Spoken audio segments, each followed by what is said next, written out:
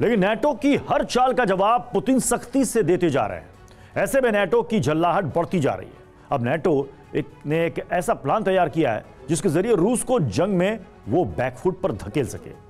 जहां यूक्रेन को हाहाकारी हथियार लगातार दिए जा रहे हैं, वहीं रूस के खिलाफ प्रोपेगेंडा वॉर भी शुरू कर दिया गया है और लगातार यह कहा जा रहा है कि रूस जंग में हार जाएगा, क्योंकि ना तो उसके सैनिक जंग लड़ना चाहते हैं और ना ही रूसी सैनिकों के पास अब हथियार बचे हैं, जिसकी वजह से बचे हुए सैनिकों को फावड़े से लड़ना पड़ रहा है। इस एक्सक्लूसिव रिपोर्ट के जरिए जानिए कि कैसे पुतिन ने नाटो के प्रोपेगेंडा वार पर जबरदस्त पलटवार किया है।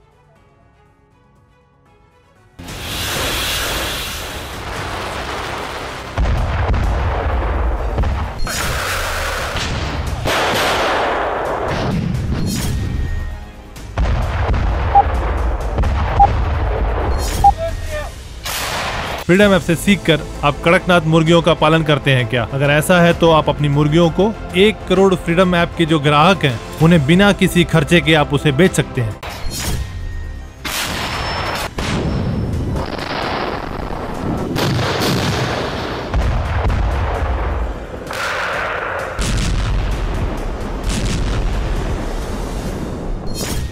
बागपत में रूस के ताबड़तोड़ हमले को देखिए। कहीं से लगता है कि रूस के पास हथियारों की कोई कमी है।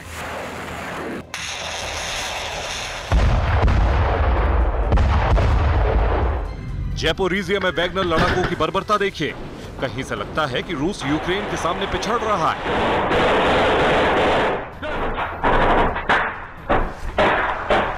कुछ दिन पहले ज़ैपोरिज़िया में ही रूस ने एक साथ 16 मिसाइल दागी थी। क्या अब भी लगता है कि रूस के पास हथियार नहीं है?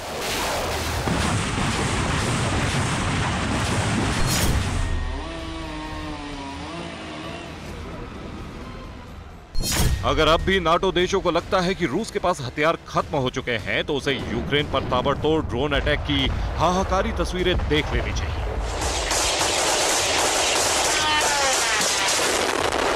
दरअसल जब से पुतिन ने नेटो देशों को एटमी धमकी दी है, तभी से नेटो में खलबली मची हुई है और बार बार इस तरह की अफवाहें फैलाई जा रही है कि युद्ध में रूस हारता हुआ नजर आ रहा है। और इसीलिए इस बार एक और शिगुफा छोड़ा गया है कि रूस के सैनिक अब हाईटेक गन से नहीं बल्कि फावड़े से लड़ रहे हैं। रूसी सैनिकों के हाथ में फावड़ा, नाटो का नया प्रोपेगेंडा।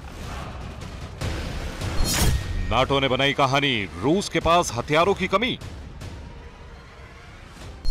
ब्रिटेन के रक्षा मंत्रालय ने इसी फावड़े का जिक्र किया है। ये कहा गया है कि 19वीं सदी में रूसी सैनिक इस तरह के हथियार का इस्तेमाल किया करते थे।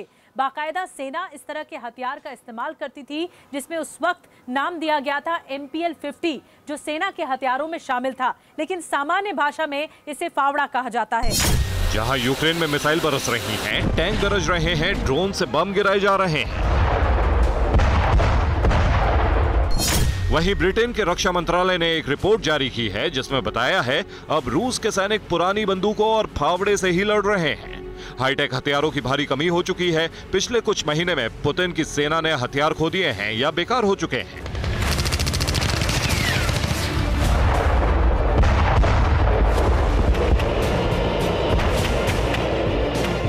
इतना ही नहीं, ब्रिटेन के रक्षा मंत्रालय ने आंकड़े भी जारी किए हैं।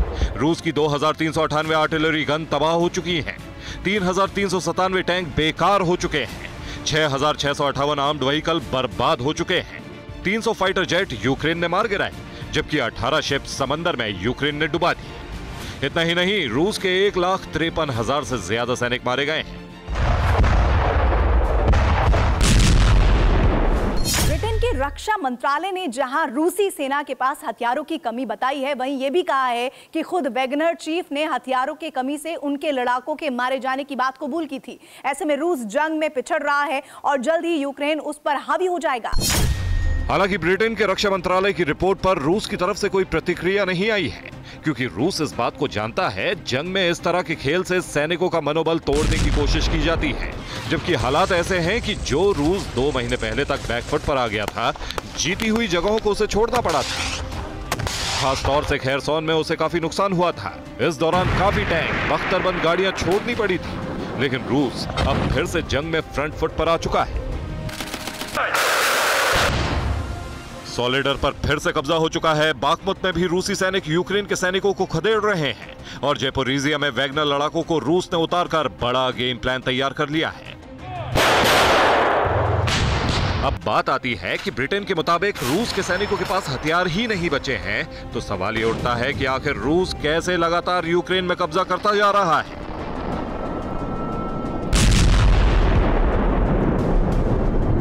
इस बात का जवाब ये तस्वीर है, जिसमें साफ दिख रहा है कि रूसी शिप स्पार्टा 4 ब्लैक सी में हथियारों की खेप लेकर पहुंच गया है। शिप पर रखे बड़े बड़े कंटेनरों में हथियार हैं। हालांकि रूस की तरफ से कहा गया है कि इसमें रोजमर्रा की जरूरत का सामान है, जिससे सी रूट के दौरान हमले से बचा जा सके। फिर भी एहतियात के तौर पर रूस के नेवल शिप हिफाजत के लिए इसके साथ साथ रहे, जब तक ये ब्लैक सी तक सुरक्षित नहीं पहुंच गया। यानी रूस लगातार अपने सैनिकों तक आर्टिलरी पहुंचा रहा है।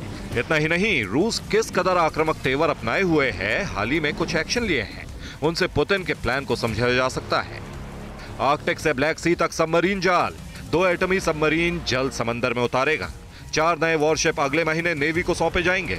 ईरान से ड्रोन की खेप लगातार आ रही है। इस्कंदर मिसाइलों को कैलिनिनग्राद पर तैनात किया।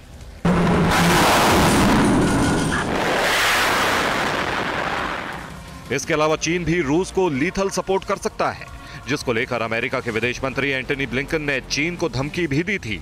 यानी अमेरिका और दूसरे नाटो देश इस बात से घबरा रहे हैं कि अगर रूस लगातार हथियार बनाता रहा, दूसरी तरफ चीन और ईरान भी उसे हाईटेक वेपन देते रहे, तो रूस यूक्रेन की धज्जियां उड़ा देगा।